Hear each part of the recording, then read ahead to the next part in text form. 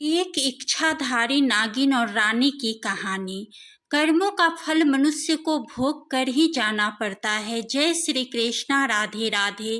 नमस्कार दोस्तों, आप सभी का एक बार फिर से स्वागत है। दोस्तों, आज की कहानी बड़ी ही शिक्षाप्रद महत्वपूर्ण होने वाली है। आप सभी से निवेदन है कि कहानी को पूरा सुने और वीडियो के अंत तक हमारे साथ में बने रहे। तो मित्रों, आइए कहानी को सुनते हैं।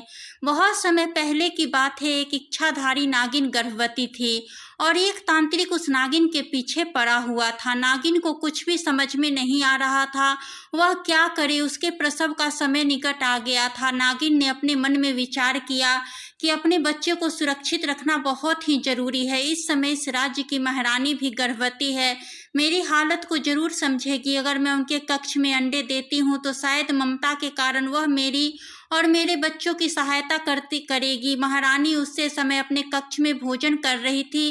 तभी उन्होंने देखा कि एक नागिन उसके पलंग के पास अंडे दे रही है। महारानी इस दृश्य को देख करके डर गई और सैनिकों से कहने लगी, इस नागिन को मेरे कक्ष से दूर करो। सैनिकों ने तुरंत नागिन के अंडे को उठाने का प्रयास किया। तभी नागिन फुफकारते हुए मनुष्य की आवाज में कहने लगी, मैं इस समय घायल हूँ, कुछ ही पलों के मेहमान हूँ, मेरे अंडे को सुरक्षा कीजिए। महारानी, आप तो गर्भवती है। महारानी बोली, सैनिकों, इससे पहले कि यह मुझे और मेरे होने वाले बच्चे को किसी तरह का नुकसान पहुंचाए, इसे और इसके अंडे को नष्ट कर दो।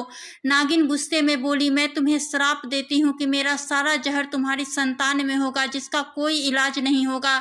जैसे ही सैनिकों ने अंडे को नष्ट किया, महारानी को उसी समय प्रसव पीड़ा शुरू हो गई और महारानी जोर जोर से चिल्लाने लगी, दाई को बुलाओ। दाई बोली, थोड़ा धैर्य रखो, आप बेकार ही परेशान हो रही हो। महारानी बोली, दाई माँ, विश्वास करो, इस बार की पीड़ा कुछ अलग है। मेरे पेट में इस समय भयानक दर्द हो रहा है। तभी महारानी चिल्ला ही रही थी कि तेज हवाएं चलने लगी, बिजली कड़कने लगी। आसमान में अचानक एक बड़ा सा अंडा महारानी के शरीर से बाहर निकल आया। महारानी बेहोश हो गई। अंडे को देखते ही बूढ़ी दाई चिल्लाती हुई कहने लगी, हे भगवान, यह नागिन को मारने और उसके अंडे को नुकसान पहुंचाने का ही फल है। महारानी ने अंडे को जन्म दिया है, ऐसा प्रसव मैंने कभी नहीं देखा। महाराज को सूचना दो। दासी कहने लगी, हमारा भाग्य देखो, हम सब महाराज के बच्चे के बदले अब इस अंडे की देखभाल करेंगे। दाई माँ बोली कि भला महाराज को कैसे बताए कि महारानी ने अंडे को जन्म दिया है। महारानी को होश आते ही महारानी ने पूछा, अरे दाई माँ, मेरा बच्चा कहाँ है, नजर नहीं आ रहा मेरा बच्चा। दासियां कहने लगी, रानी, आपने एक अंडे को जन्म दिया है। तो महारानी आश्चर्यचकित हो गई और कहने लगी, अरे एक अंडा, तुम सब पागल तो नहीं हो गए? मैं कोई मैना हूँ जो अंडा दूंगी? दासियां अंडा लेकर के महारानी के पास आने लगी। तभी अचानक से भूचाल आ गया और अंडा दासियों के हाथ से छूट करके जमीन पर गिर गया। आसमान में तेज बिजली कड़कने लगी। अंडे में बहुत प्यारी सी बच्ची थी। दासियां कहने लगी कि देखिए, राजकुमारी को छूते ही हमारे हाथों में तेज जलन होने लगी है, हमारे हाथ बुरी तरह से जल रहे हैं, राजकुमारी के शरीर में जहर है। महारानी कहने लगी, मुझे मेरी बच्ची दे दो, मैं अपनी बेटी को गले लगाना चाहती हूँ। 1 वर्ष के बाद भी क्या मैं अपनी औलाद को गले नहीं लगा सकती? लेकिन जो भी बच्ची उठाने को जाता, जहर के कारण उसके हाथ जलन से भर जाते। महारानी जलन की परवाह किए बिना ही अपनी बेटी को गोद में ले लेती है। महारानी दासियों से कहती है कि तुम्हें समझ में नहीं आ रहा, महाराज को इस घटना की सूचना दो। दासी कहने लगी, जरूर, मैं अभी जाकर के महाराज को सूचना देती हूँ। दासी बोली, महाराज, महारानी ने बेटी को जन्म दिया है। महाराज कहने लगे, बहुत अच्छा, कैसे है मेरी राजकुमारी, तुम इतनी डरी हुई क्यों हो? महाराज की बात को सुनकर के दासी कहने लगी, महाराज, राजकुमारी का शरीर जहर से भरा हुआ है, उसे छूते ही जहर का गंभीर असर होता है। दासी की बात सुनते ही ज्योतिषी पत्रिका देखने लगे, फिर जोर से चिल्लाए, सत्यानाश हो गया महाराज, अब प्रलय होगी। इस लड़की का जन्म संसार के लिए अशुभ है। यह तेज बिजली की कड़क और भूकंप इसके सूचक है। राजा ने कहा कि इसे कमरे में बंद करके रखा जाए। राजकुमारी को सैनिकों दस्ताने पहन करके पकड़ते हैं और उसे कमरे में बंद कर दिया जाता है। सारे राज्य में प्राकृतिक आपदा के कारण धन और जन की बहुत हानि होती है। राजा ने ज्योतिष महाराज से कहा कि इस समस्या का कोई तो समाधान बताइए। ज्योतिषी ने कहा कि महाराज, उसके लिए एक शीशे का महल बनवा दीजिए, जहां उसकी जरूरत की सारी सामग्री उपलब्ध हो, पर उस पर हम उसकी नजर रखें और राजकुमारी को कभी कोई कष्ट भी न हो। महाराज ने उसके लिए तत्काल ही एक शीश महल बनवा दिया और राजकुमारी का नाम उर्मी रखा। उर्मी जब 16 साल की हो गई तो राजा से कहा कि मैं दुनिया देखना चाहती हूँ, सबसे मिलना चाहती हूँ, आप मुझे इस कैद से आज़ाद कर दीजिए पिताजी, अब मुझसे हक और नहीं रहा जाता। महाराज ने कहा, माना कि तुम राजकुमारी हो पर तुम्हें कोई हक नहीं है कि तुम प्रजाजनों को नुकसान पहुंचाओ, तुम बाहर आकर किसी को भी दर्द पहुंचा सकती हो। तब राजकुमारी उर्मी ने कहा कि पिताजी, अब मुझे खुद को बस में रखना आ गया है, मैं किसी को नुकसान नहीं पहुंचाऊंगी। राजा ने कहा, अगर ऐसी बात है तो तुम बाहर आ सकती हो। उसी समय उर्मी बाहर आ गई और महल में घूमने लगी। तभी अचानक से उर्मी ने देखा कि एक खरगोश महल के सरोवर में डूब रहा है। उसे देख करके उसे दया आ गई और वह उसे बचाने के लिए सरोवर में कूद पड़ी, किंतु उसके स्पर्श से ही उस सरोवर का जो जल था वह सब नीला हो गया और जहर के प्रकोप से के कारण खरगोश भी मर गया। राजा ने उर्मी से कहा कि तुम्हें शीश महल में ही रहना होगा, जब तक तुम्हारी बीमारी का इलाज नहीं मिलता हम तुम्हारे लिए किसी भी खतरे को नहीं डाल सकते। अब तुम बिना आज्ञा के बाहर निकली तो तुम्हें इसकी सजा भुगतनी पड़ेगी। राजकुमारी उर्मी को राजा की बात सुनकर के बहुत बुरा लगा। उसे उदास देख करके राजा कहने लगे कि तुम जानती हो बेटी, हम तुम्हें बहुत प्रेम करते हैं, लेकिन हमें तुम्हारी और अपनी प्रजा की भी चिंता है। अगर तुमसे कुछ भी हुआ तो इसके भी अच्छा नहीं होगा। राजकुमारी ने कहा कि पिताजी, इसमें मेरा क्या कसूर है, मुझे ही सब क्यों सहना पड़ रहा है। मैं जानती हूँ आप मुझे प्रेम नहीं करते क्योंकि आपको अभी मेरी कोई ज़रूरत नहीं है, लेकिन जिस दिन आपको मेरी ज़रूरत पड़ेगी उस दिन तो आपको मुझे यहाँ से निकालना ही पड़ेगा। राजकुमारी को दासी भोजन देने आया तो राजकुमारी ने भोजन खाया और अपने कंगन देने के लिए दासी के पास गई। जैसे ही उसने दासी को छुआ वह जोर जोर से चिल्लाने लगी। दासी बोली, मेरा पूरा शरीर जल रहा है, ये क्या हो रहा है, मेरी सांस रुक रही है। मौका देख करके राजकुमारी वहां से भाग गई।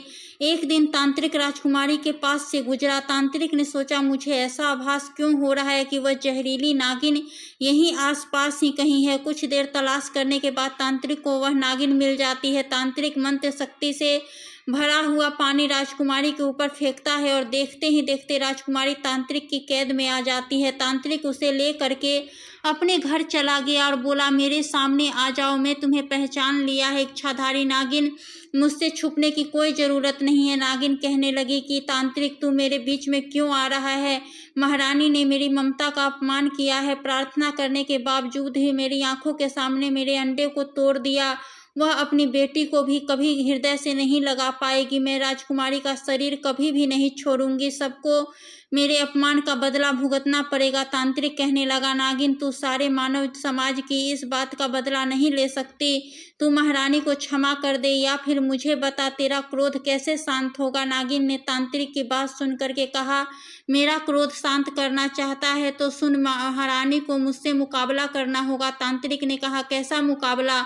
नागिन कहने लगी, उसे एक परीक्षा देनी होगी, अगर वह जीत गई तो उसकी बेटी को श्राप से मुक्ति मिलेगी। तांत्रिक राजा के पास जाता है और कहता है कि महाराज, आपके दुख का उपाय मेरे पास है, मैं राजकुमारी उर्मी को आज़ाद करवा सकता हूँ, लेकिन उसके लिए महारानी को नागिन की दी हुई चुनौतियों का स्वीकार करना होगा। महाराज, यदि आपको यह शर्त मंजूर है तो मैं राजकुमारी को हमेशा के लिए इस मुसीबत से बाहर निकलवा सकता हूँ। उस तांत्रिक की बात को सुन करके महाराज ने कहा कि मुझे मंजूर है। तांत्रिक उसी समय महल में महारानी के साथ जाता है। तभी वहां नागिन भी आ जाती है। नागिन कहने लगी कि महारानी, कल पूर्णिमा है, आपको पूरी रात नागरानी की पूजा करनी होगी। अगर आपकी पूजा से नागरानी प्रसन्न हो जाती है तो आप उनसे वरदान के रूप में श्राप से मुक्ति पा सकती हैं, लेकिन याद रखना, यह परीक्षा आपके लिए बहुत कठिन होने वाली है। नागरानी कभी किसी को यूं ही दर्शन नहीं देती, उसके दर्शन के लिए कई सालों तक पूजा करना पड़ता है। यह 3 दिन की पूजा आपके जीवन के सबसे कठिन दिन होने वाले हैं।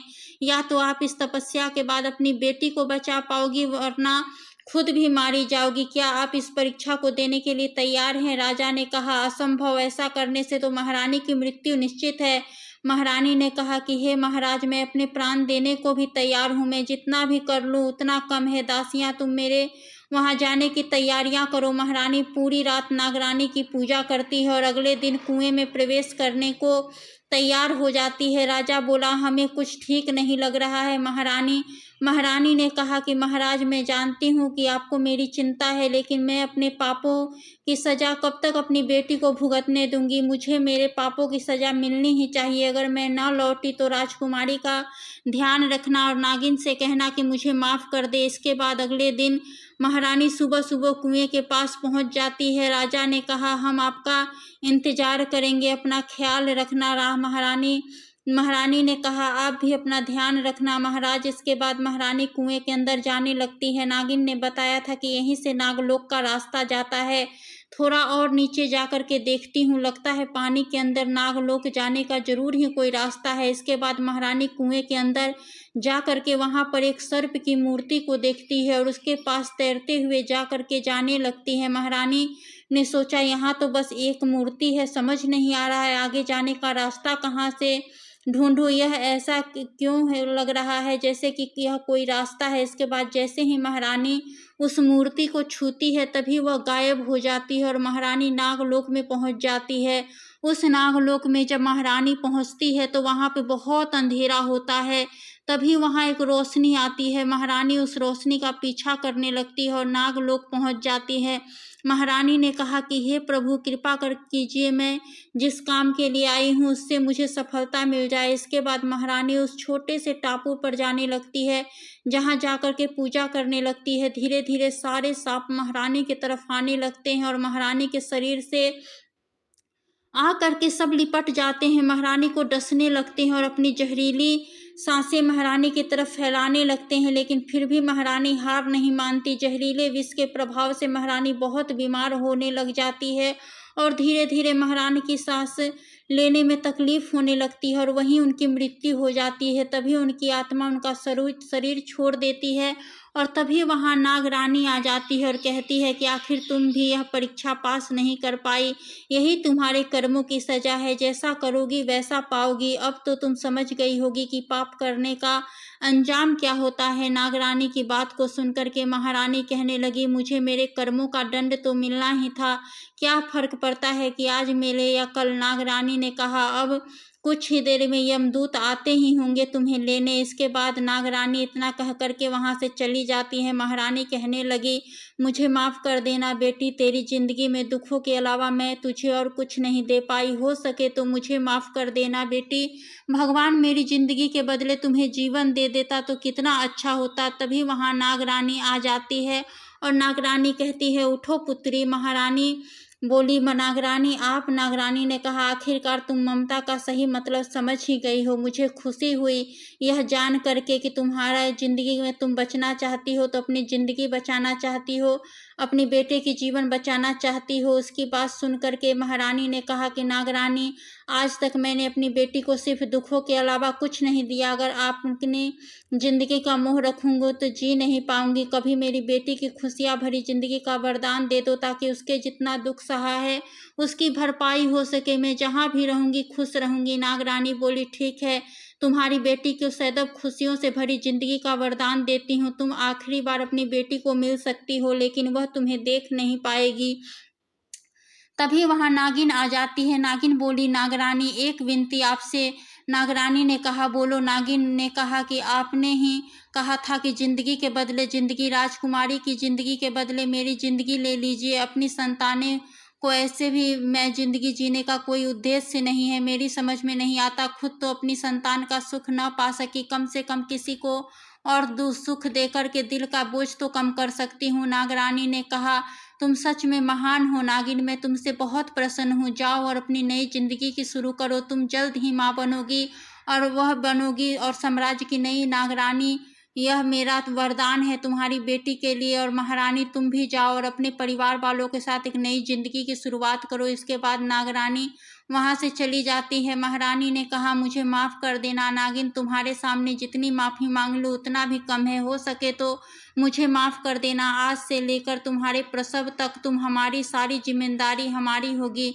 तुम हमारे ही राजमहल में रहोगी। तुम्हारी देखभाल करके मैं अपने पापों को कुछ कम करना चाहती हूँ और मैं तुम्हारी देखभाल करूंगी और पूरी तरह से मैं तुम्हारी देखभाल करूंगी। तुम मना मत करना। नागिन बोली, ठीक है, मुझे खुशी है कि तुम्हें अपनी गलती का पश्चाताप है। इसके बाद महारानी अपने राजमहल पहुंच जाती है और वहाँ उसकी बेटी भी आ जाती है जो पूरी तरह से ठीक हो चुकी थी। इसके बाद सब वहाँ खुशी खुशी से रहने लगते हैं। तो दोस्तों, यह कहानी आपको कैसी लगी, प्यारा सा कमेंट करके बताना।